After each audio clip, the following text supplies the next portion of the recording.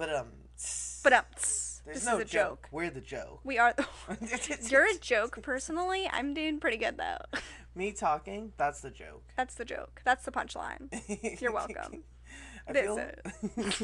I feel like our hello has had the same timbre for years. I bet you Years can go on to end. any episode and not know what episode it is simply by the hello. Yeah.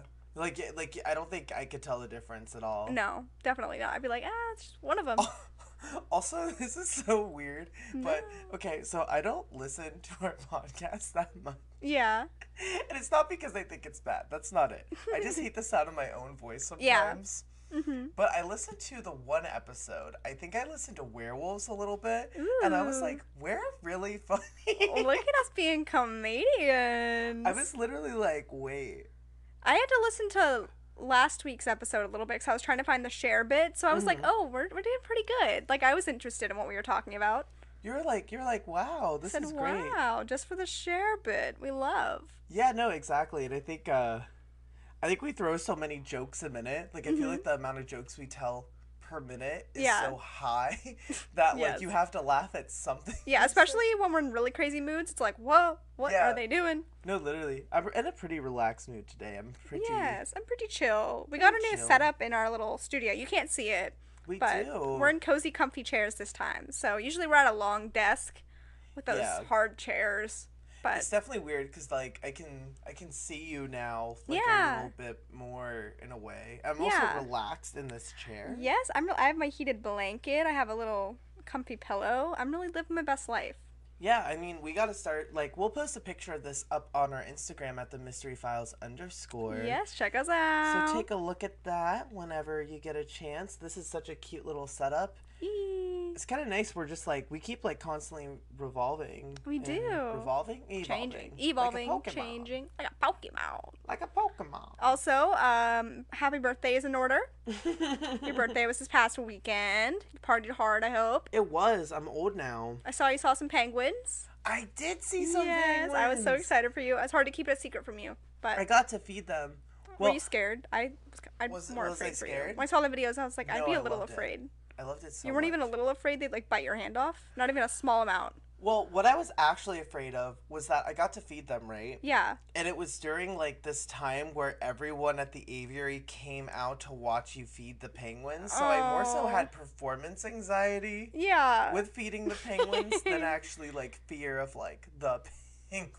So you're like, I have to look cute with these penguins, too? Yeah. Come on. There was this little one. His name was Disco. Oh, my God. If you're ever at the Pittsburgh Aviary, go visit Disco. He's the cutest one. I love him. Disco. He came up to me and he started pressing his beak like against my pants, like he wanted me to pet him, but I wasn't allowed to pet him. Why? They're so cute. It's like a sanitation thing, which I get, but I was just like, he wants pet. He wants a hug. Let me love him. It's like Mr. Popper's penguins, except it was you.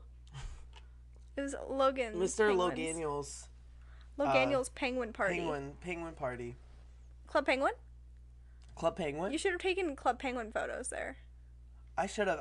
This is random, but I really want to do a Mystery Files case sometime that's like a nostalgic thing. Yeah. I don't know what I would do yet. It has to be something I know a lot of info about. So whether that be like a Mystery Mine Club Penguin or like Webkins, I think that'd be like kind of cool. Like maybe there is some sort of like mystery thing going on the Club Penguin. I bet. The creators suddenly died or like something crazy. I think they're very much still alive and well. Well, then I don't manifest that. Keep on living, buddies. Keep on having a great life. I don't know. Someone got possessed while playing Club Penguin. There has to be some sort of story out there, you know? No, exactly. I'm here for it. But... So last week we talked about... You got it. We talked about Cher. Okay. Oh, Ghost Pirates. I like how Cher is the way to remember what we talked about. Ghost Pirates. Also, I made a TikTok for our page today. I didn't post it yet. Of what? The Cher bit? Not of the Cher bit. Just a extension of the Ghost Pirates. Oh. There was one more mystery. I was like, I'm just going to make it today while I'm thinking about it. Post her up tomorrow. That'll be up. Yeah, I wanted to wait till we posted the new episode. The Ghost Pirates. So tomorrow. So maybe I'll post it. So if Logan decides to post that episode, then you'll see that TikTok real soon. But yeah, that was our last week episode. It was so much fun. Had some good bits. But I'm excited for this week. Yeah, I think I'm throwing everyone a little bit for a loop. I think this is another case where it's very much like how have we not talked about it before? Okay. But it's a little bit, I wouldn't say out there, but it's different from what we've talked about before, but it's going to be intriguing. Our brains might be ruptured by the end, which might be a bad thing to pick for since I'm a little sleepy. Is it supernatural? What is she? What is she about? What's her vibe? If the mind was a ghost, then yeah. What? Mind control? Maybe. Maybe? Close. Okay, Kinda. okay, I'll let you. You gotta control your mind to do it. Inside of Mind, part 2. Also, this is so random. Do you know how the one episode you were talking about the War of the Worlds thing? Yeah. I was reorganizing these books over here, and we have the War of the Worlds book. Do you actually? Yeah. I didn't even know that. Wow. I put it out for you.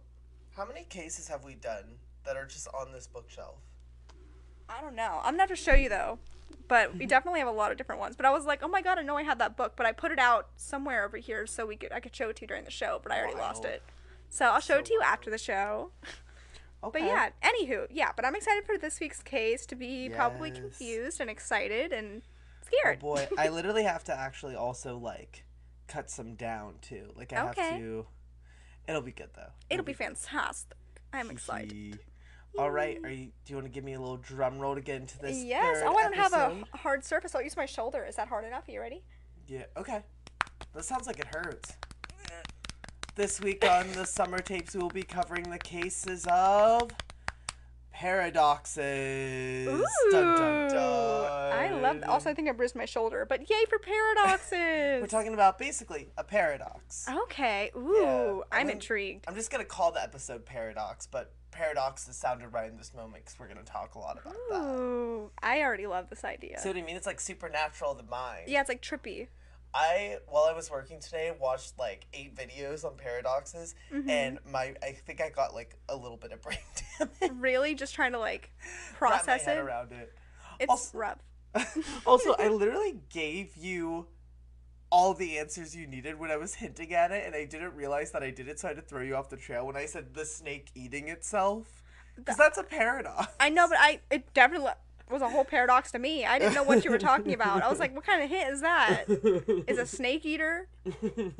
I did not gain that from that, but I'm glad that you have it. But yeah, so what we'll do is we'll go into basically what a paradox is, the history of it a little bit, and then we're going to talk about some paradoxes and what they can mean. I'm intrigued. All right, so a paradox is logically self-contradictory statement or a statement that runs contrary to one's expectation. It is a statement that, despite apparently valid reasoning from true premises, leads to a seemingly self-contradictory or logically unacceptable conclusion. So it just defies all forms of logic. Anything that you know is kind of out the window, but then also at the same time, all of the logic is there. Okay. Which it's a very trippy concept. Yeah.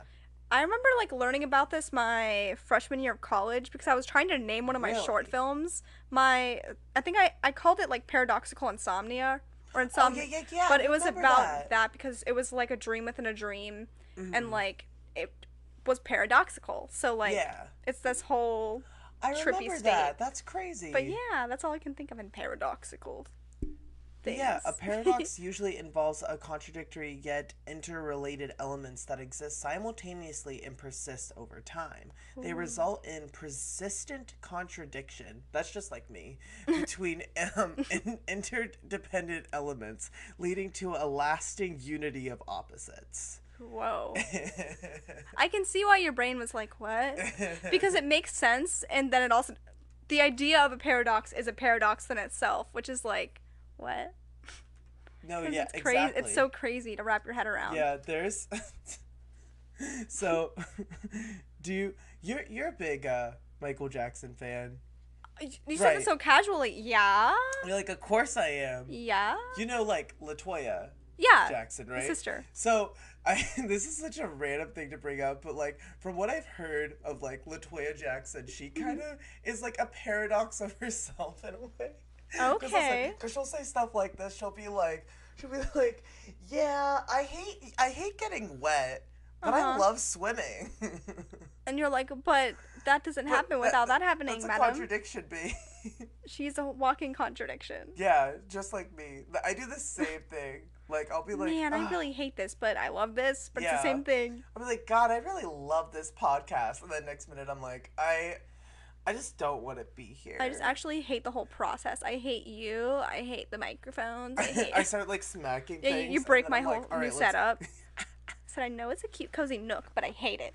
But we'll have to listen to some, like, LaToya Jackson, like, quotes or, like, something. Yeah. Just, like, things. Because it's just, like, I didn't know that about her. I know she's a little, like, goofy. Like, she's just a little out there. Yeah. So I'm intrigued to hear all of her different paradoxes, though.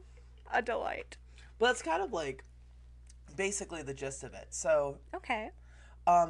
In logic, many paradoxes exist that are known to be invalid arguments, yet are nevertheless valuable in promoting critical thinking, while other paradoxes have revealed errors in definitions that were assumed to be rigorous and have caused axioms of mathematics and logic to be re-examined.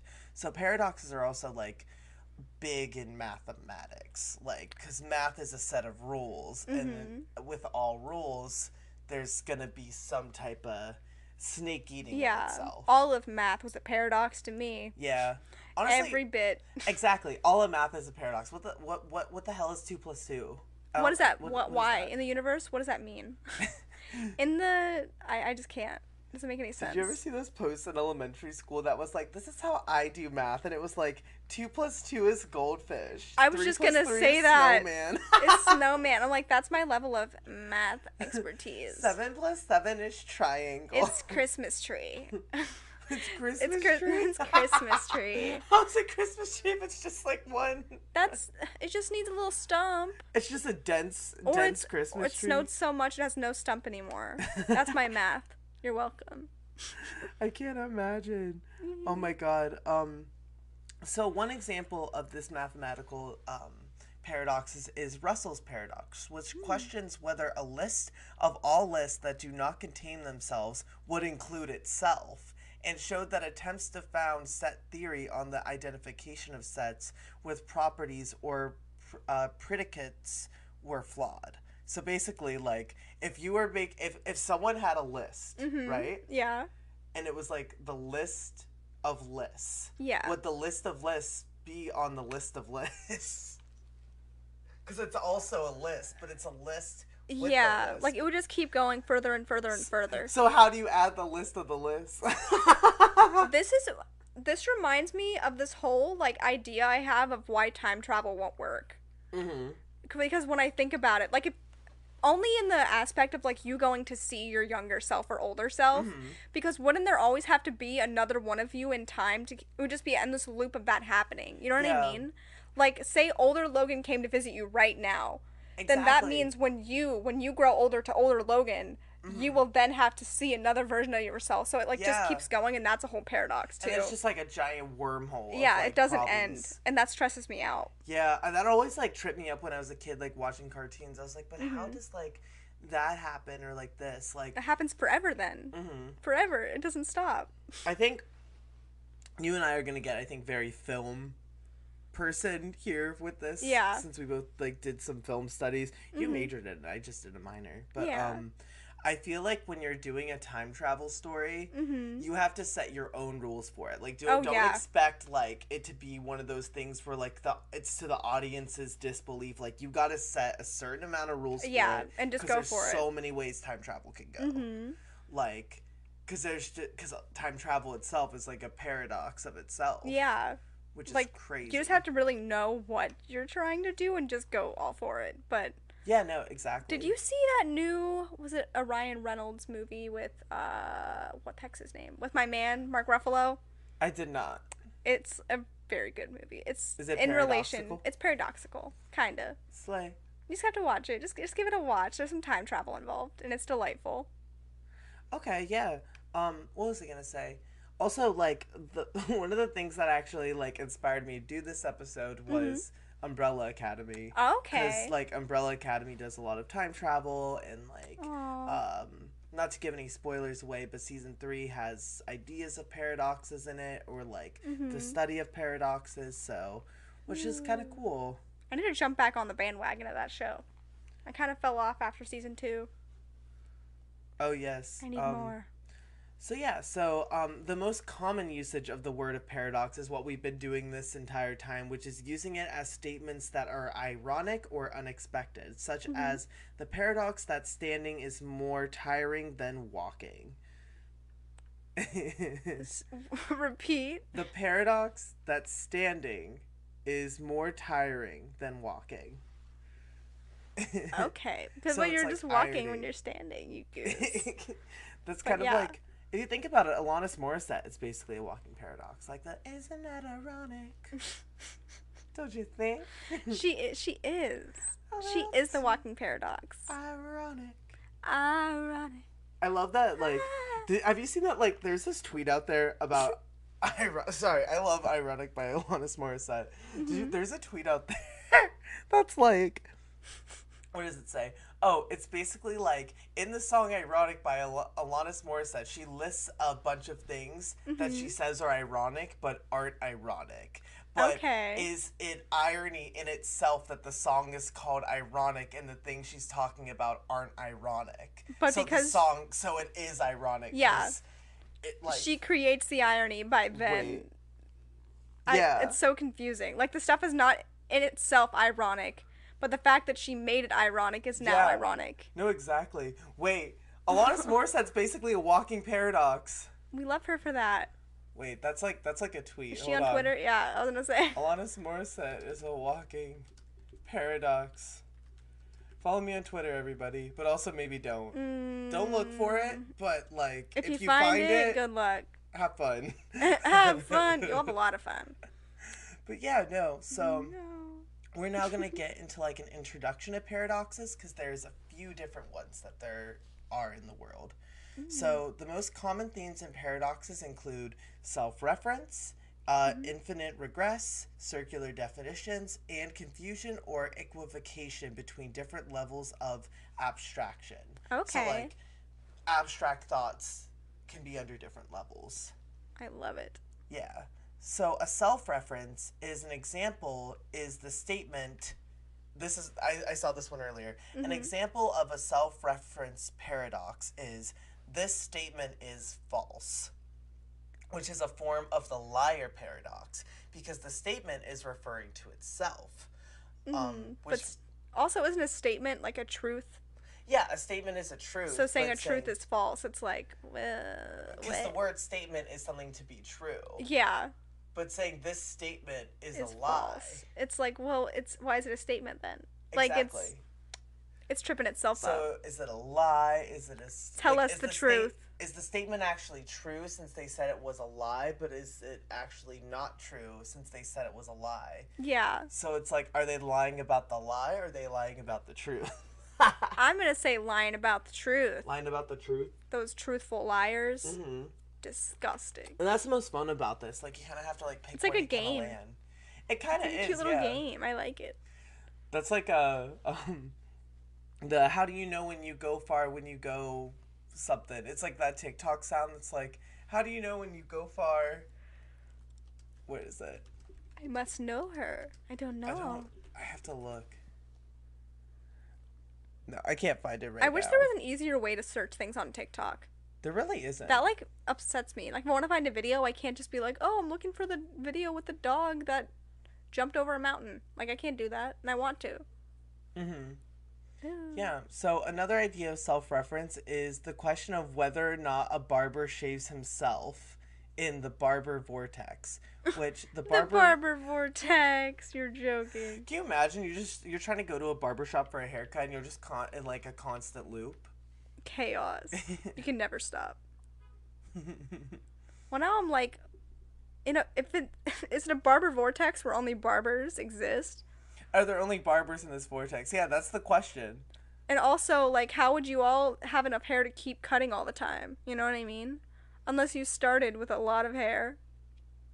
This is tripping me out. What? Yeah, it's kind of like this idea of, like, I think the barber paradox also falls into this idea of, like, what does a doctor do when he gets sick? Like, goes to another doctor, or, like, can take care of himself or theirself. Yeah, but can the doctor take care of himself because he's a doctor, because his job is to take care of others? So who's taking care of them. Yeah. It's just basically, like, the idea of, like, I think with the paradoxes like this, it's like, if you were the only people left on the planet. Yeah. Like, if you and I were the only podcasters. Mm-hmm. We become a podcaster. Honestly, wait. Like, what if it was, like, let's make a Mystery Files podcast. Well, paradox. Let's make a Mystery Files. We do have a podcast, but let's make a paradox. Let's totally do that part. I'm so tired today. Let's make a Mystery Files podcast. We'll quote that as the Mystery Files quote. But no, like, what if it was, like, you know, if you were the last person on Earth. Yeah. And you made a podcast, who would listen to it? I guess just you. You're just talking to yourself at that point. I kind of do that already. You market it. My own walking podcast. I guess if you're talking to yourself. But to actively talk for like a long span of time to yourself would be a little different than like, or you're like, I'm going to present this mystery to myself. Can you imagine? I like hold up a mirror and I'm like, look at our lovely audience. They're gorgeous today. They're gorgeous. But it's also, I'm just thinking of random stuff like in relation to that. Do you think like, how many actors do you think sit down and watch their entire movie? Or like. Not a lot of them. That's so weird. Or like an entire TV series they were in. I wouldn't. It's hard because I'm like, if you're in a really good show, like Stranger Things, those kids have to be watching their show, right? They probably definitely watch their show. Because they're, well, maybe like an older person. I guess if like we were talking about like Morgan Freeman in a movie or something. He probably hasn't seen all of his movies. He's like, I haven't watched it since Seven Almighty. Is that the one he was in?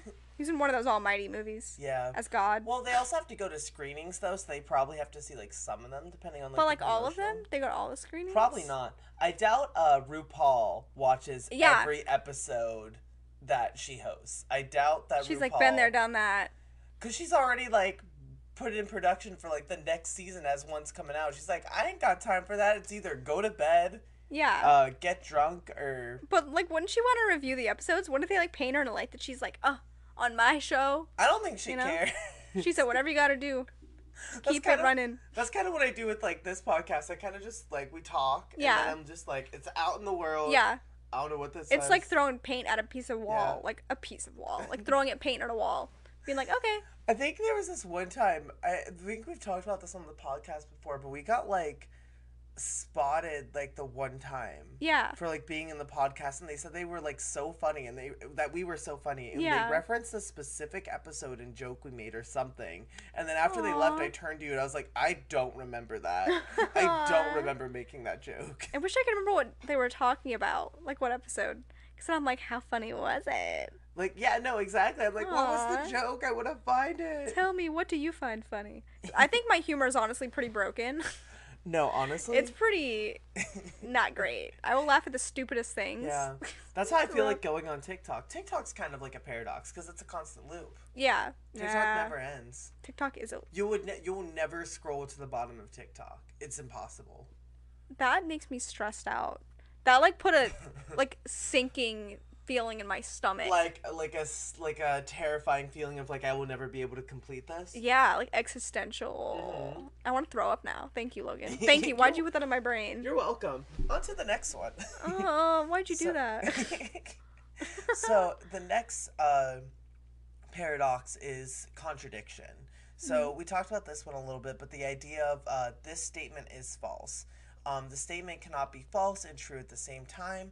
And another example of contradiction is if a man is talking to a genie, wishes that wishes couldn't come true, this contradicts itself because if the genie grants their wish, they never granted their wish. And if the genie refuses to grant their wish, then he did indeed grant their wish, therefore making it impossible for either to grant or not to grant their wish without leading to a contradiction.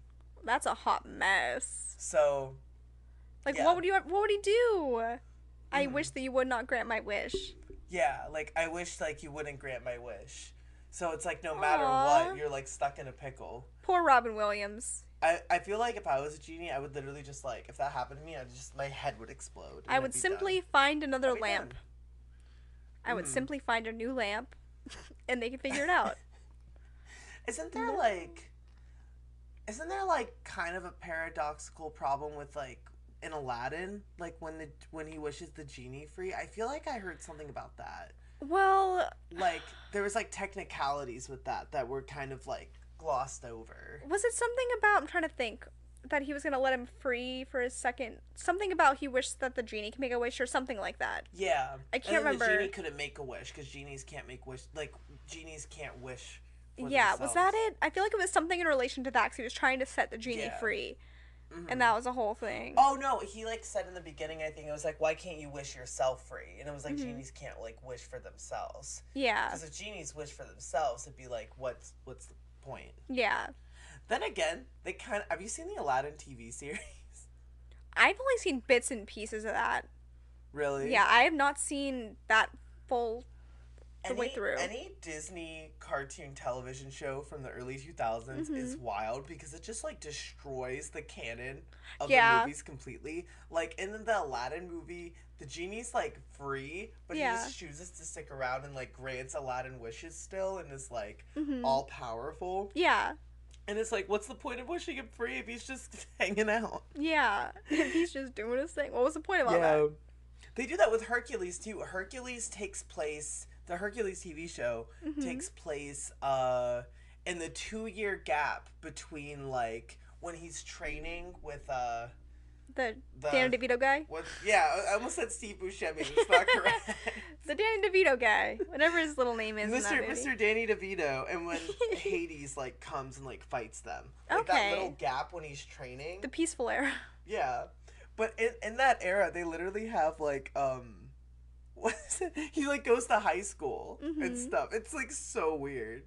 I'm gonna have to watch. I don't know if I've watched much of that one. But I'm gonna have to watch it. I mostly watched the Little Mermaid one.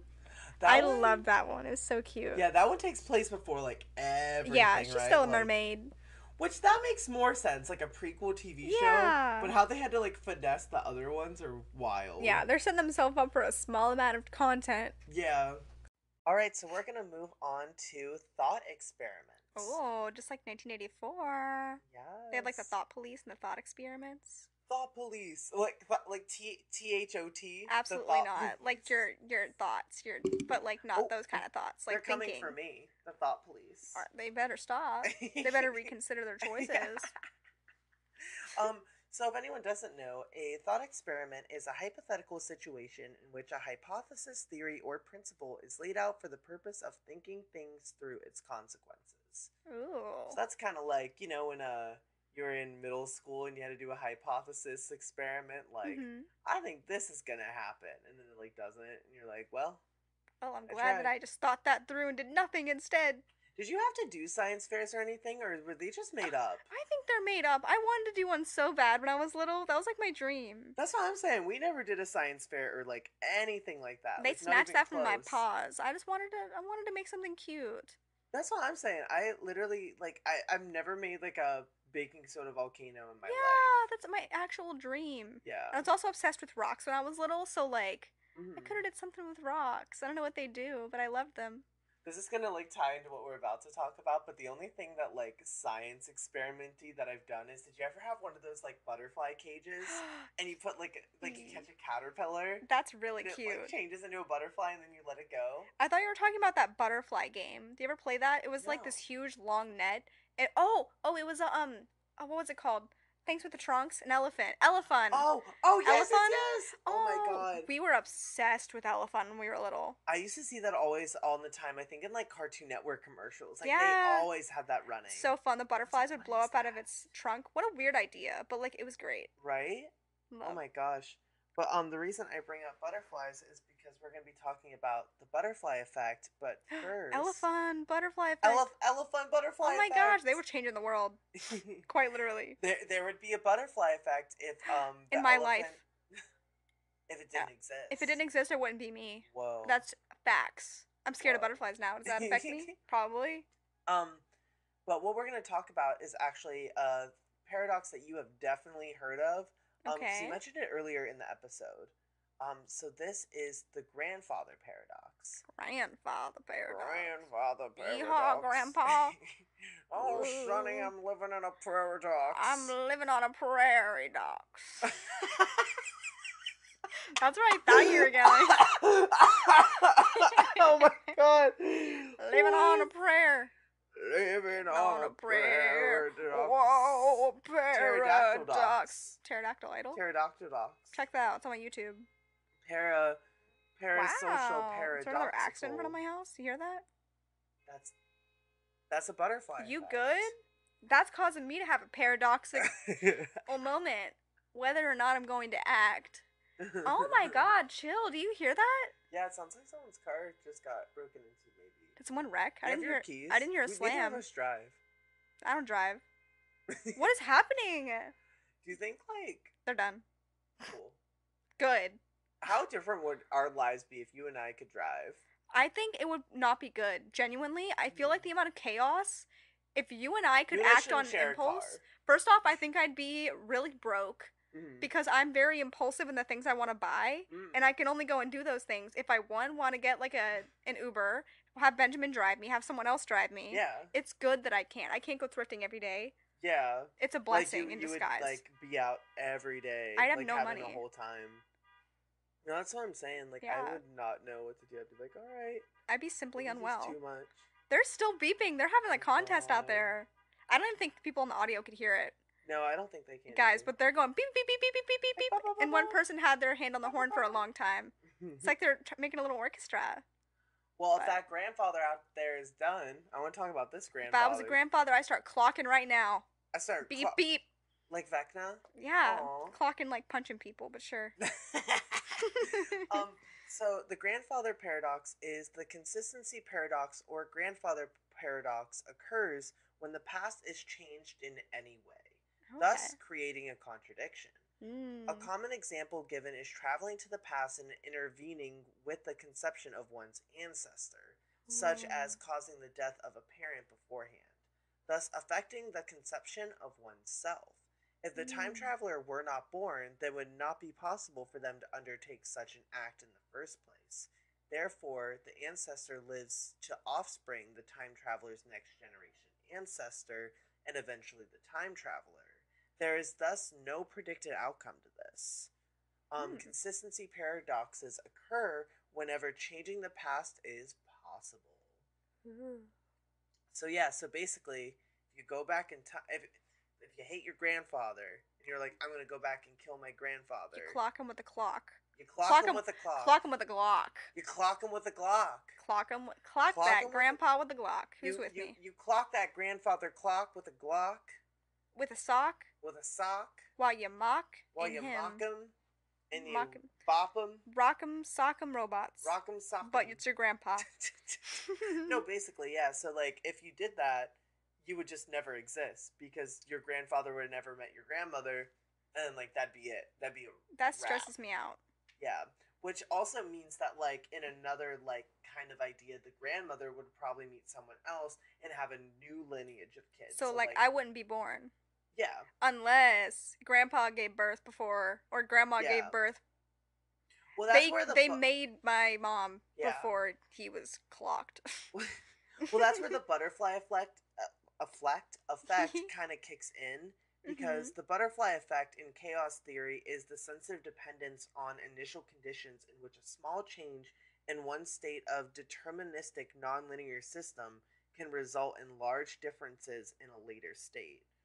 We don't talk about it enough, but like us existing even in this moment was millions of factors against us had to lead us to who we are today. Aww. So even if one thing changed with your grandmother, like, at all, like, even, like, meeting, like, your grandfather, obviously you wouldn't exist because that type of DNA, that type of meeting, the moment you were conceived. Well, even back to the beginning of time itself, like, all of your ancestors getting together, until you. It's crazy. Yeah, like, imagine even if, like, evolution even happened slightly differently. Yeah. You could be, like, a completely different type of characteristic of human. Yeah. I'm glad that we're an intelligent species. What if I was like I'm not. What if I was a frog or something? How sad would that be? I mean, I've thought about it before. I think it'd be sick to kind of be a frog, you know?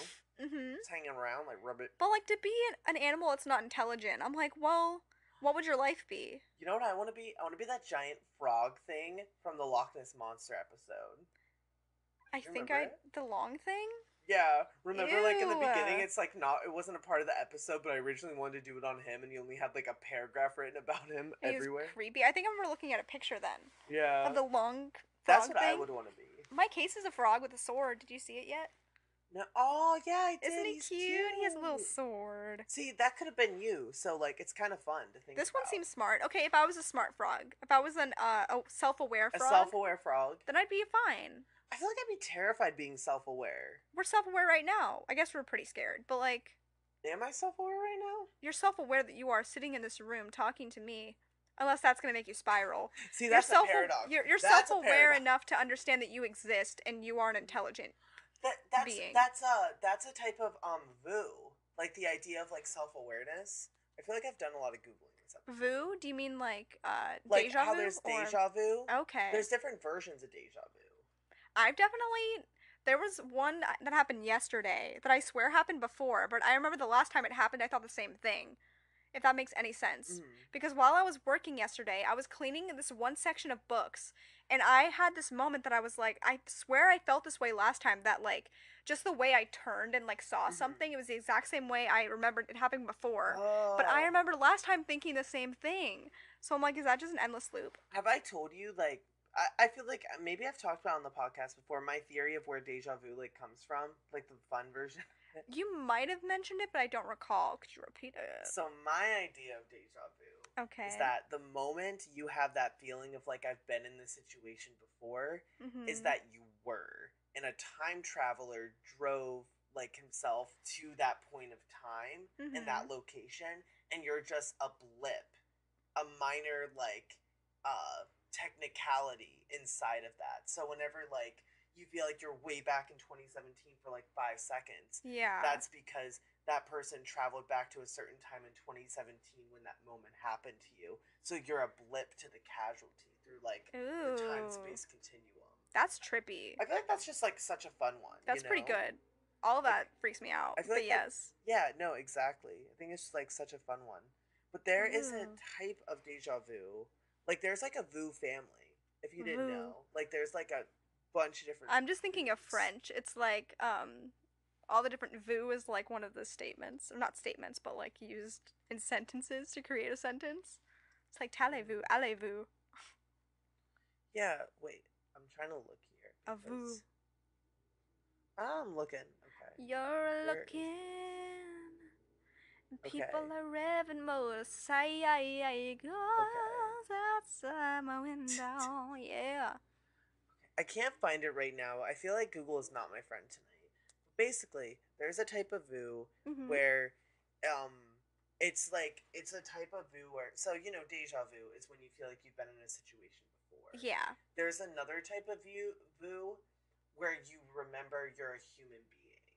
Like existentialism. Like, you know, when like you'll be walking down the street and just all of a sudden you're like, I'm a human. I have like flesh and a heartbeat. I feel like that happens like during like a dissociative thing for me at least, and I feel like we have talked about it before because I've talked about how when I go to concerts sometimes it's like I'm out of my body. Yeah. And then I have to remind myself I'm a human being, I can breathe, I'm here, I'm listening to this, and I freak out for a little bit. But that happens like in really loud places like a concert. I remember it happened the first time I saw John Mayer. And when I had the Jump In CD obviously with me in my purse, that whole situation, I feel like I might have told this before. But that's the situation I remember most experiencing that, because I just like had this moment that I was like, I'm in a room with like 1 billion people or however the heck many fit in that stadium.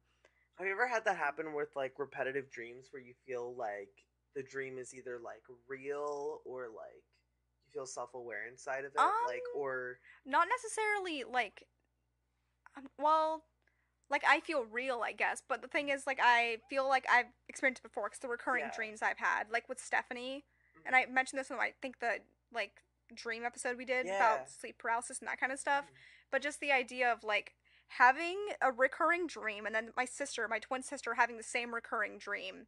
Wild. It tripped us out because we were in the same house, experiencing the same things, and, like, we described everything exactly the same, and we were both in each other's dreams. Exactly. So, like, the idea of that recurring, it's like, what was that trying to tell us? What was it, like, trying to say? And eventually, then when we talked about it, it went away for both of us. We haven't had it since. Wow. So you kind of just like had that connection. That's so interesting. We needed to have that moment. But like, what if we wouldn't have? Because that's where deja vu sometimes comes from too. Is like sometimes people think they like dream of it before. Yeah. Like, oh my gosh. Like I feel like I'm just gonna like start digging myself in a hole. But like, what if like those random people you meet in like your dreams that you've never seen before was you in a different timeline? That's and your brains trippy. meshes? Well, I don't like that. Well, because I guess it would make sense if you met them in a different timeline. Because I've heard that you can only dream of people you've actually seen in real life. Yeah. But if you've seen them in an alternate dimension or like alternate timeline, then it would make sense that you have seen this person you don't even recognize. Exactly. But if you're like swearing up and down you've never seen him before, maybe you have. It's just not your timeline. That's creepy. But yeah, no, I think it's just like so. It's a hole for sure. A fun hole. Yeah. So, would you like to get into some different paradoxes? I have 10 here. Ooh, I would love that. Heck yeah.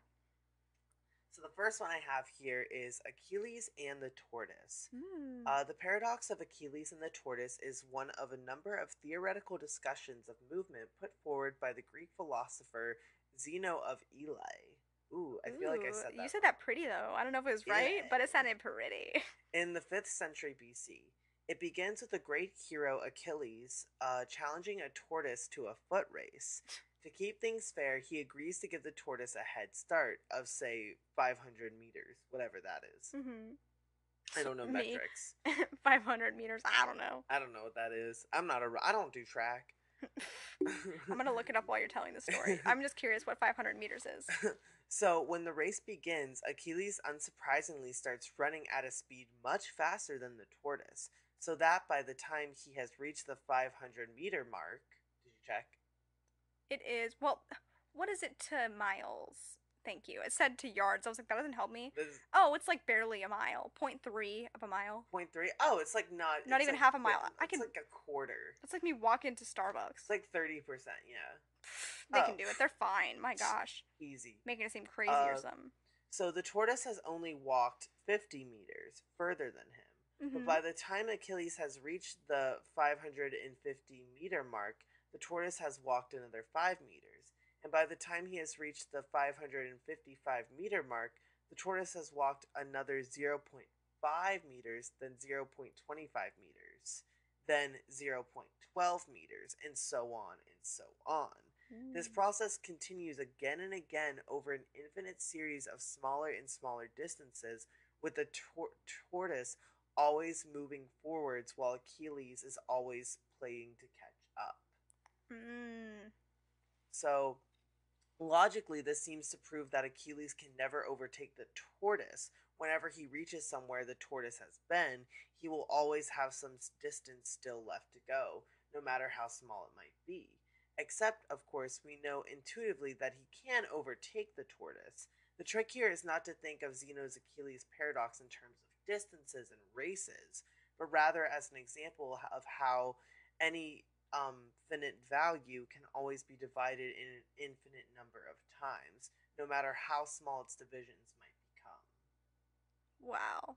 So, like, it's like basically in the sense, like, oh yeah, the Achilles is going to beat the tortoise at some point, but the tortoise is still winning in the sense that it was already to a place before Achilles was. Like, it was already beating Achilles because Achilles kept, like, waiting and then catching back up to the tortoise. Yeah, like, no matter what, like, it'll still have a meter advantage on him. Yeah.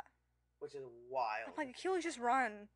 Just run, you dummy. Just run somewhere. 0.3 miles? Come on. Exactly. Honestly, though, like, I think it's so funny tortoises are used for this kind of stuff because turtles are fast. Have you seen a turtle run? If they're big, yeah. Yeah. Unless even, it's little ones. Unless it's really old. Like, it's gonna still go pretty fast. That's what I'm saying. They because they're so big. Quick. I mean, if a turtle was chasing me, like a snapping turtle or something, done. Already out of it. Exactly. So, oh, this one's pretty good. So this is the bootstrap paradox. So the bootstrap paradox is a paradox of time travel that questions how something that is taken from the future and placed in the past could ever come to being in the first place. Ooh, I like this. It's a common trope used by science fiction writers and has inspired plot lines in everything from Doctor Who to the Bill and Ted movies. Isn't this in Back to the Future, technically? Because he doesn't... He ceases to exist eventually. Yeah, in the picture. This is used as, like, a big example of, like, say, like, before you and I became a podcast or something, if, like, us in a different form came up to us, like, 65-year-old us came up and it's like, hey, you guys should start a podcast or something. Like, us as little kids, or us, like, freshman year. Kids or something. Yeah. Or even, like, hey, you guys should, like, go to, like, your college. Like, maybe you should go there. Like, maybe they're the guidance counselor. That kind of stuff is, like... Wow. Yeah. Ew, that's creepy. Stuff. What if our guidance counselor did tell us to go to Point Park? So we would meet and eventually do a podcast together. They had an ulterior motive. Can you imagine they use all that time travel power just to get our podcast online? Yeah. They said it's worth it. Now on all streaming platforms. You're welcome. Thanks, future us. Yeah, so... Imagine that a time traveler buys a copy of Hamlet from a bookstore and then travels back in time to Elizabethan London and hands the book to Shakespeare, who then copies it out and claims it as his own work. Over the centuries that follow, Hamlet is reprinted and reproduced countless times until finally a copy of it ends up back in the same original bookstore where the time traveler finds it, buys it, and takes it back to Shakespeare, who then wrote Hamlet. Weird. That's weird. So it's like, how could he have written Hamlet if Hamlet didn't exist, but the Hamlet got on the bookshelf, so he went back in time to give Shakespeare Hamlet before he wrote Hamlet? That is so trippy. That's like, there's essentially a Beatles thing that's like this. It's the exact same concept. Really? What is it? Of like, someone taking like Beatles songs and like someone going back and acting like they wrote the Beatles songs. I feel like it was a whole movie or something. Pretending they were the creator. Yesterday. Where, like, the Beatles didn't exist. Yeah, and then someone else made... I don't know much of the plot. I know, like, a vague idea. No, I know that movie. Yeah, it's called Yesterday. Yesterday. I think that came out this is like a way throwback, but this goes back to when we did the Parallel Dimensions episode and you showed me the Beatles music. Oh my gosh, yeah. The alternate universe. That creepy. Was wild. I feel like I still have those on my hard drive because I was like, these are so creepy. That's why we have a hard time recording episodes, because you still got the Beatles songs from like 3 years ago. It's on my hard drive, not my laptop. Also, I have a different laptop now. You're like, first of all, I have a new hard drive that is not even that hard drive. But yeah, I feel like the bootstrap paradox is the one that's used the most in film and media and stuff. Just the idea of like, oh, my parents met because I went back in time and did this. But then it's like, but you didn't exist yet. How could you have gone back in time to see them? Yeah. So there has to be another, like, cause and effect that got your parents to meet and conceive you. Yeah. Wild. There's more. You have to watch that Mark Ruffalo movie, I'm telling you. Really? Because it's Ryan Reynolds going back to his younger self. Okay. I'm not going to say anything else other than that because I don't want to spoil anything. Isn't like the Adam Project like that or something? It is the Adam Project. Oh my god, I couldn't think of the name of it. Yeah, that's what it's called. That's the movie you were talking about this whole time. Yeah, I'm like the one with Ryan Reynolds and Mark Ruffalo. It was the Adam Project? Yeah. Okay, yeah, maybe it's on Netflix. I can watch it for free. I watched it one day because I was like, oh, it's Mark Ruffalo. And I was like, wait, this is actually really good. I knew nothing about it. I just saw Mark Ruffalo. You said, wait a second, I want to do... My hero? I didn't know Mark Ruffalo is in that. Yeah. The kid in that movie is playing Percy Jackson. I saw. He's going to be so good. Yeah, he's going to be really good. Yeah, so I'm excited. Awesome. It's going to be so cute. But all right, watch the Adam Project. Not sponsored, but it could be. We could be sponsored by Netflix if they would like to pick us up. Honestly, us with our own Netflix series. Chaos. That's the moment. We're the Mystery Files. Not the British one. Yes. So the third paradox we're going to talk about is the boy or girl paradox. Oh. Imagine that a family has two children, one of whom we know to be a boy, that we assume to be a boy. We assume, yeah. Let's say that identifies as a boy. Yeah. What then is the probability that the other child is a boy?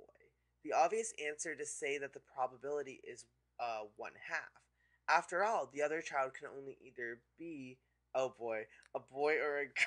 Or they can be non-binary. Or they can be whoever they want to be. They can be who they choose to be. How about that? Okay, how about that? Maybe this paradox, it doesn't exist because Gender's a construct. It's all a paradox. Hello. Thank you very much. But the chances of a baby being born a boy or a girl are essentially equal. In a two-child family, however, they are actually 4 possible combinations of children. 2 boys, MM, 2 girls, FF, an older boy and younger girl, MF, an older girl and younger boy, FM. We already know that one of the children is a boy, meaning we can eliminate the combination of FF, but that leaves us with 3 equal possible combinations of children, in which at least one is a boy, namely MM, MF, and FM. This means that the probability of the other child is a boy, MM, must be 1/3 and not 1/2. Have you done that one in math class? I have. I was just thinking back. I think we actually talked about this in my 7th grade science class for some reason. Because we were talking about, like, genetics and, like, I think it was 7th grade. But I, like, remember this very vividly. It's like a genetics thing. Yeah. Too. Yeah, which is, like, a fun, like, probability. Yeah. I'm, like, kind of confused how it's, like, paradoxical, though. I think I'm just, like, trying to wrap my head around where is the paradox in that. Is that because, like, there's different outcomes that can come from it? Like, because you can also do that with, like, flipping a coin.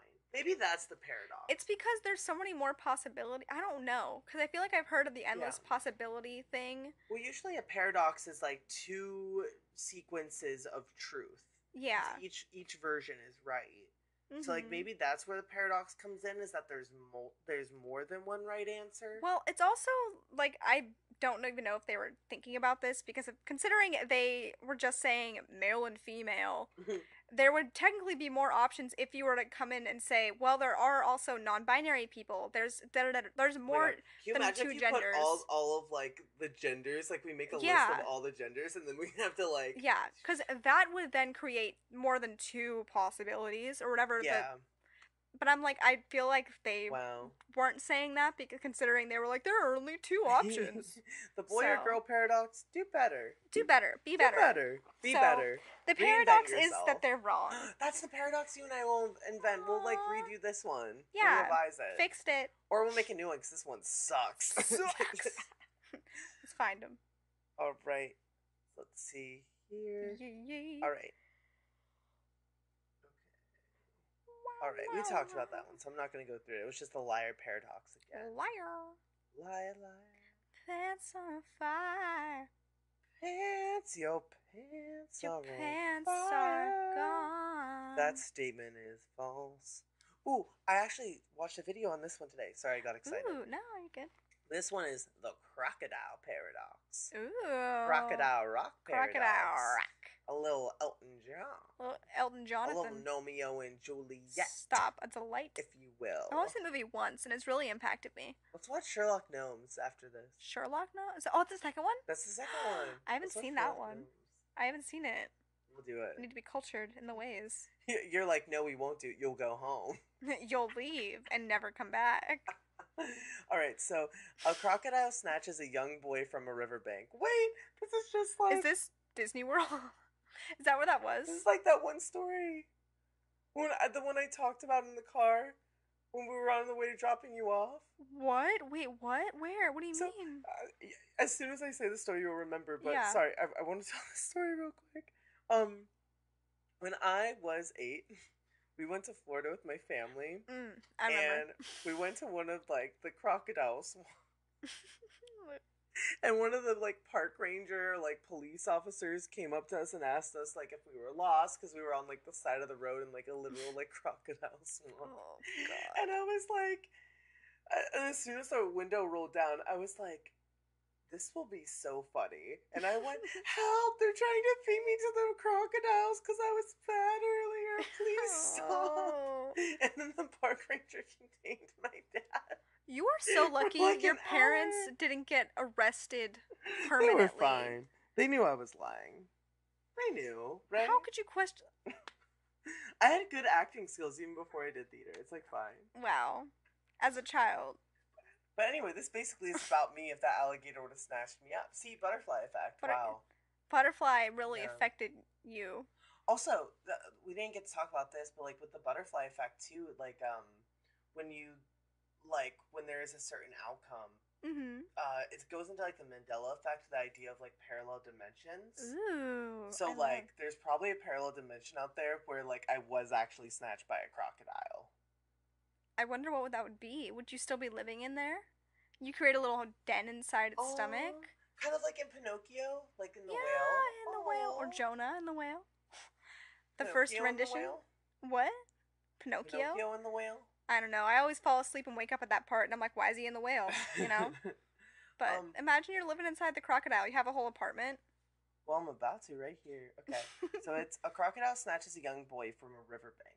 His mother pleads with the crocodile to return him. Can you imagine just like talking to a crocodile? Like, yeah, please let my son go. Like he can speak English. To which the crocodile replies that he will only return the boy safely if the mother can guess correctly whether or not he will indeed return the boy. Dang, I guess the crocodile can't speak English in this scenario. All right. I would say the crocodile should say no. I mean, the mom should say no to the crocodile, so then the crocodile gives it back to the mom. Well, funny enough, there is no problem if the mother guesses that the crocodile will return him. If she is right, he is returned. If she is wrong, the crocodile keeps him. But if she answers that the crocodile will not return him, however, we end up with a paradox. If she is right, and the crocodile never intended to return her child, then the crocodile has to return him. But in doing so, breaks his word and contradicts the mother's answer. On the other hand, if she is wrong and the crocodile actually did intend to return the boy, the crocodile must then keep him even though he intended not to, thereby also breaking his word. Oh. So that boy's dead is what I'm hearing. Basically, no matter what, yeah, there's like this, basically this crocodile's having an existential crisis. Me too, honestly. I'm just like a crocodile, for real. For real? You're actually, don't you remember when you were little, you actually got eaten by the crocodile, and then you were turned into a crocodile? And now you're a crocodile. Is that where these scales came from? Is that how reptilians are born? They might be. In a parallel dimension, probably. In a parallel? I love it. But the crocodile paradox is an ancient and enduring logic problem that in the Middle Ages, the word crocodilet came to be used to refer to any similar brain-twisting dilemma where you admit something that is later used against you. While crocodility, that's such a fun word, crocodility is an equally ancient word for captious or fallacious reasoning. Oh wait, no, fallacious? Just like false reasoning. Basically. Yeah, fallacious. I don't know. That's such a fun word to say, crocodility. Crocodility. That'd be a good song lyric. Yeah. We got the crocodility. I got the crocodility. Crocodility. Yeah, yeah, yeah. Crocodility. It's not an impossibility to have a little bit of crocodility. It's just a paradox. Yep, thank you. That was good. That was actually amazing. Wow, thank you. All right, so the next paradox we have here is, how do I say this word? I think I'm just going to Google it. I've done a lot of Googling this episode, but I think it's okay, you know? That's fine. That's the fun part. Okay, this is the word, right? Okay. Dichotomy. Wait. Dichotomy. Okay, wait. Dichotomy. So this is the dichotomy paradox. Wow. All right, so imagine that you're about to set off walking down a street. To reach the other end, you'd first have to walk halfway there. And to walk halfway there, you'd first have to walk a quarter of the way there. Oh my. And to walk a quarter of the way there, you'd first have to walk an eighth of the way there. And before that, a 16th of the way there. And then a 32nd of the way there. A 64th their way there, and so on. And so on. This is why I hate math. Why does it have to keep doing that? 1 to 36, 1 39. Honestly, I feel like I'm this paradox, though. Like, I'll be on a walk, and I'll literally be like, I'm really only halfway right now. I'm only halfway. I'm only 1/3 of the way there. Like, when I take the bus to come here, I'll, like, get to downtown, and I'm like, dang. I still have, like, another 15 minutes to go. Yeah. Like, I still got more. There's still... But then it's like, it's too late to turn back. That's how I've always been, like, at work. Like, wherever I work, that's always been a thing. Really? I'm like, oh, I'm only a third way down. I'm only 2/6 the way from finishing my shift. Or, like, when I was in school, I'd be like, okay, there's, like, 30 minutes left. There's 23 minutes left. No, yeah, exactly. Like, I feel like we do that a lot, is like do like 20 to 30-minute inklings. Yeah, like especially when I want something to be over. I'm just like, oh, count it down. But this is actually a very true thing. So ultimately, in order to perform even the simplest of tasks like walking down a street, you have to perform a infinite number of smaller tasks. Something that, by definition, is utterly impossible. Not only that, but no matter how small the first part of the journey is said to be, it can always be halved to create another task. The only way in which it cannot be halved would be considered the first part of the journey to be of absolute no distance whatsoever, and in order to complete that task of moving no distance whatsoever, you can't even start your journey in the first place. Oh. So that was a lot. But basically, what it's trying to say, I think, is that no matter what we do, there's an infinite number of tasks that go into it. Like, even us just recording this podcast episode, you had to go through an infinite number of tasks to get to this point. Yeah. And so did I. Wow. And we don't even realize it because in our brains, the goal is we're just going to do the podcast episode tonight. Yeah. You know, you set up the studio, like we were having some technical issues and we were getting those set up. Like, all those things are just to record this episode. Yeah. But we're not realizing we're doing an infinite number of small tasks. To get to one thing. Yeah. So in reality, if like a person asks you, hey, like, what did you do tonight? Like, oh, like I just recorded an episode of the summer tapes or something. Yeah. That's like not it's not simply just that. Because even like, oh, what'd you do? Like, I released an episode of the podcast. That then includes the entire like research, writing, the editing, like the release, the hosting, everything. Marketing. All of it. Yeah. It's not simply, oh, it's just this. Yeah, no, exactly. I think that's so interesting because I've actually thought about that paradox before, but never really like fully figured it out, I guess, if that makes sense. Like, because like I said earlier, like whenever I was coming here, I was like, oh yeah, I have to do this, and that, like before I get here. Like I went to the store before I came here too. I was like, I have to go to the store before I get there. That's a pit stop on the way. Yeah. That's just like so interesting to me. Yeah. And then today I'm like, I'm gonna have to clean the entire apartment. I'm going to rearrange this room before Logan gets here. I'm gonna like I rearranged the entire bedroom. Exactly. Earlier, because I was like, well, it has to be somewhat presentable. It's beautiful. Thank you. All right, so on to the next paradox. We got the Fletcher's paradox. Fletcher. Yeehaw. All right, imagine a Fletcher, otherwise known as an arrow maker, has fired one of his arrows into the air.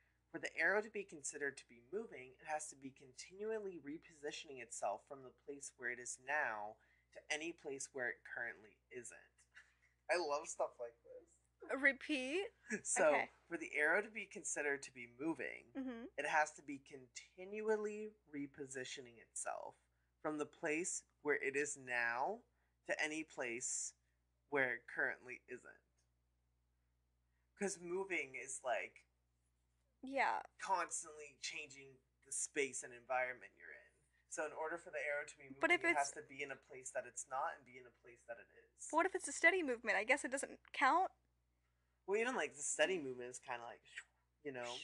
I feel like I also thought of like, this is so dumb, but like stop motion technically isn't motion at all. Like that's just me thinking. Yeah. But because it's not continuous.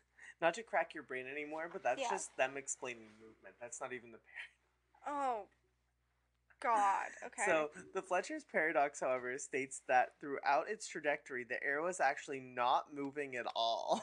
Is this like the whole thing, like when you're underwater, you're not wet? Yeah. I feel like this is like I feel like paradoxes are just meant to gaslight you.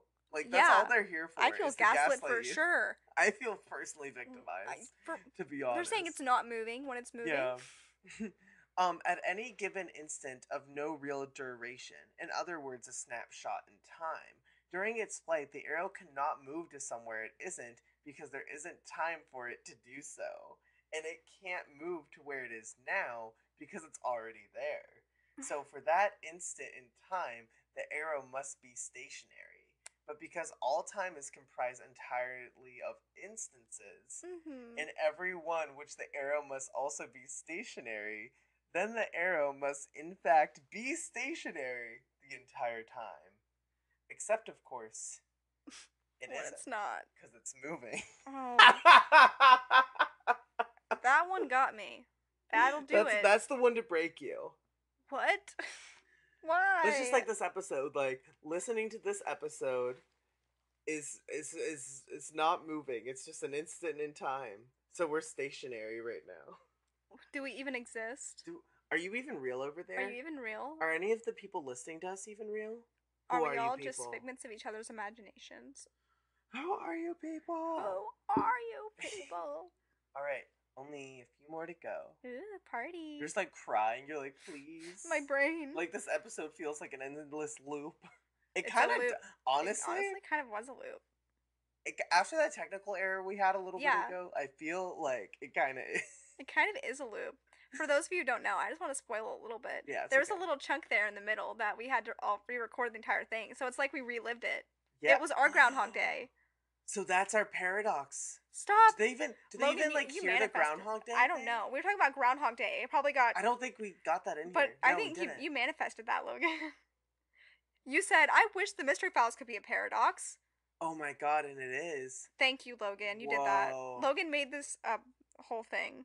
Tiffany, I'm getting so existentialist right now. Like, I'm freaking out. We had to relive an entire chunk of our podcast because it just stopped recording. Yeah. So we re-recorded it and created a paradox for ourselves, at least. And there it is. That's the Mystery Files paradox that we wanted to create. Thanks, Logan.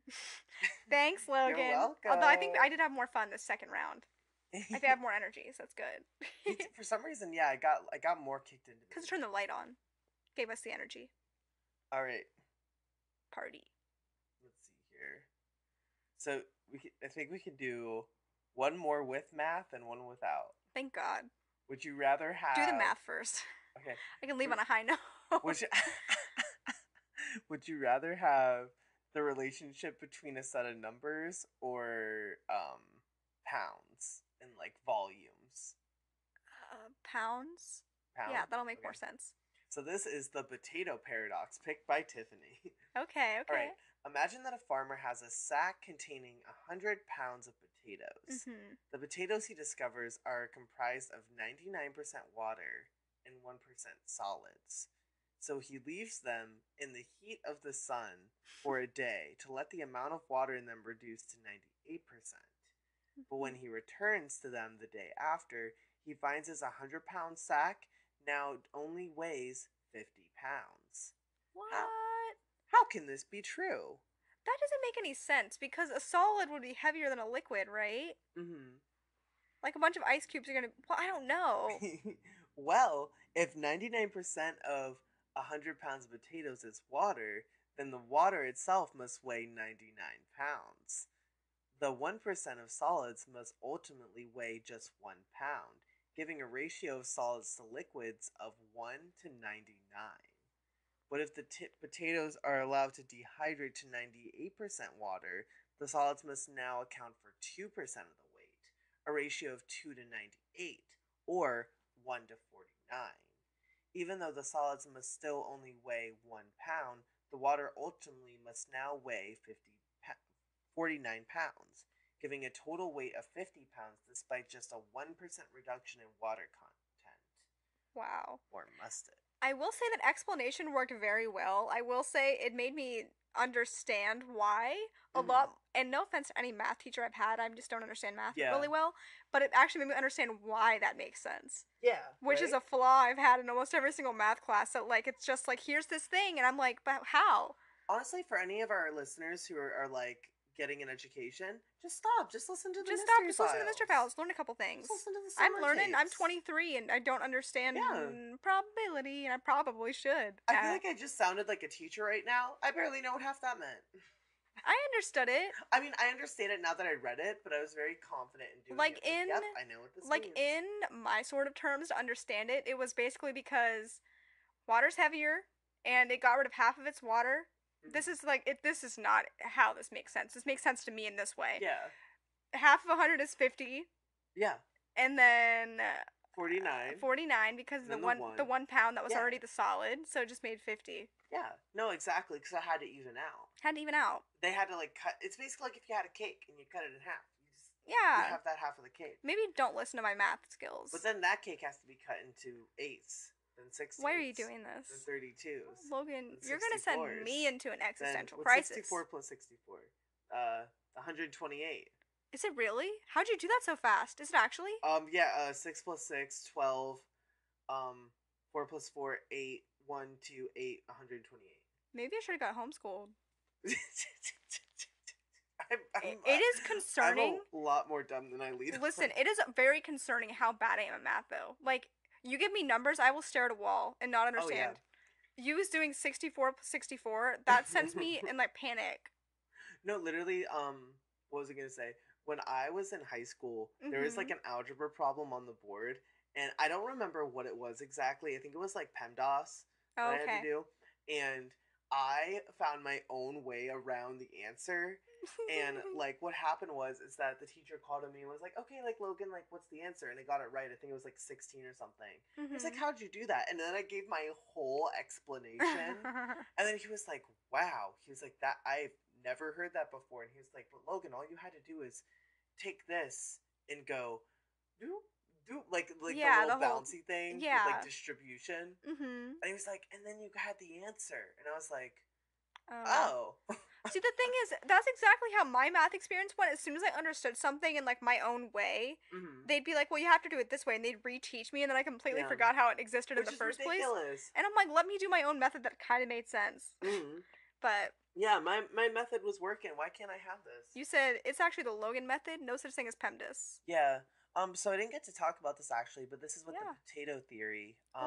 Although this is not a true paradox in the strictest sense, the counterintuitiveness of the potato paradox is a famous example of what is known as a veridical paradox, in which a basic theory is taken to a logical but apparently absurd conclusion. So basically, like, how do we put logic in absurd situations? Kind of like us. That's literally us doing the mystery files. It's literally us. It's logic and absurdness. Honestly, we're basically what's the word? Paradoxical.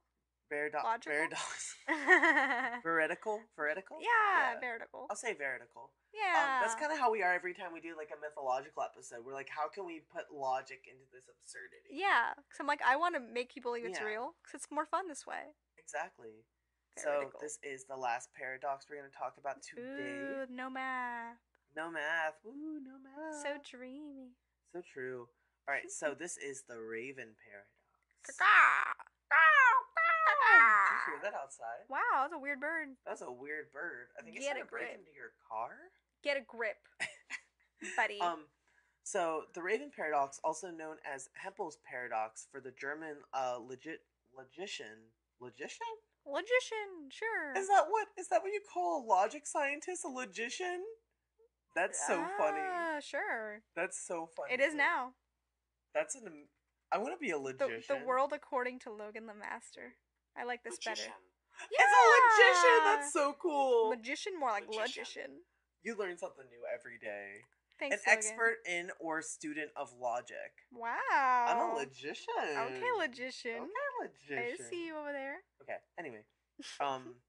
Who proposed this idea in the mid-1940s. The Raven paradox begins with the apparently straightforward and entirely true statement that all ravens are black.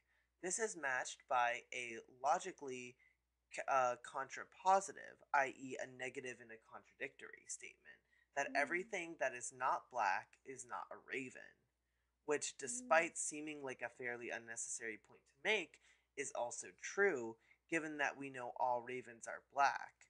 Hempel argues that whenever we see a black raven, this provides evidence to support the first statement. But by extension, whenever we see anything that is not black, like an apple, this too must be taken as evidence supporting the second statement. After all, an apple is not black, and nor is it a raven. Which I know I've said this joke like multiple times during this episode. Yeah. But this paradox is basically the idea of like, well, it's not that. It's not that, but it's not. But it's not. Yeah. Like a laptop is not a pizza, but a pizza is not a laptop. It's not a pizza. It's not a pizza, but it's not a laptop either. It's so trippy. It's like a paradox because, like, it's technically true, but it's like you're using something that's outside of the existence of the item, and that's where the paradox happens. It's like, okay, here's a good example. Like, do you know, like, cookies, like, on a computer? Yes. So you could say a laptop, what is it? A laptop is not a cookie. Yeah, a laptop because then it's like a double thing because it has cookies in but the software. But a cookie is definitely not a laptop. Yeah. Cookies aren't laptops. Cookies aren't laptops, but laptops have cookies. Yeah. Crazy, laptops right? aren't not cookies. Like I have friends on the internet, but I don't necessarily not have friends in real life. Maybe I don't. Necessarily. What are we? What are we? You're a digital version. You're a digitized friend. But yeah, so the paradox here is that Hempel has apparently proved that seeing an apple provides us with the evidence, no matter how unrelated it may seem, that ravens are black. It's the equivalent of saying that if you live in New York is evidence that you don't live in LA. Or that saying you are 30 years old is evidence that you are not 29. Just how much information can one statement actually imply anyway? Mm-hmm. My brain. You're like, I'm so tired of this. Trying to process. Yeah, so that is a kind of a quick rundown of a few paradoxes I found very interesting. Wow. What were your favorite? They don't have to even be from this list. It could be from like what we're literally talking about. I like the grandfather one, obviously. That one's amazing. Because it stresses me out the most, and I like things that kind of stress me out a little. Yeah. I think it's the most fun because it's the most to do with time travel. Yeah, that one, and then the arrow one. The arrow one. Because I was like, cool. Why? Yeah. Why? Like, it's just ruining all forms of movement. Yeah. It's taking away all my preconceived notions of understanding and going, hey. Yeah, no, exactly. I think that's why I like the grandfather one a lot too, and I think the last one I really like too because the not like the oxy kind of moron of that is really fun. The not. And then let's see, like the crocodile paradox also, because I feel like the crocodile paradox I've seen in a lot of what have I seen that in? Kind of like a lot of like mythological shows I've watched before. Ooh. Like the idea of like kind of like a riddle or like how are you gonna get through this? Yeah. So yeah. I loved it. Yeah, so to wrap up, I wanted to drop off this little quote that I found that was a few philosophers talking about the importance of paradoxes, which I found really, really fun. So it says, this is from Philosophical Fragments, and this is, one must not think ill of the paradox, for the paradox is the passion of thought, and the thinker without the paradox is like the lover without passion, a mediocre fella. Dang, that is so rude. A mediocre fella. You're mediocre. Said you're nothing but mediocre. But the ultimate potentation of every passion is always to will its own downfall, and so it is also the ultimate passion of the understanding to the will the collision. Although, in one way or another, the collision must become its downfall. This, then, is the ultimate paradox of thought, to want to discover something that thought itself cannot think. Oh. I feel like, not to like get all sappy, but I feel like that's a big thing on the Mystery Files and like with the Summer Tape series, just like the idea of like to want to discover something that itself cannot think. Just like how can we branch out and just like we you and I find a reason. I feel like we make paradoxes or like even logistical things every time we investigate. We're like, but what if this was what if this? Like we go into our own rabbit hole. We're thinking of things that we didn't think, but it's a hot mess, and we love it. Exactly. All right, so I guess the how do I phrase this? I guess the theory of paradoxes will always remain a mystery. Thank you guys so much for watching. This is episode 3 of the Summer Tapes. Summer Tapes. And we'll be back next week for Tiffany's episode. Ooh. Yes, it'll be a fun time. Yes, be there, be square. Also, I want to end this podcast by saying we're not ending the podcast. We're not because we're ending it now, but we're not ending it. You know what I mean? Okay. We'll see you guys later. We're going to grab some ibuprofen and think about our lives. Existentialism. Bye, folks. Existentialism. Woo. Paradoxes.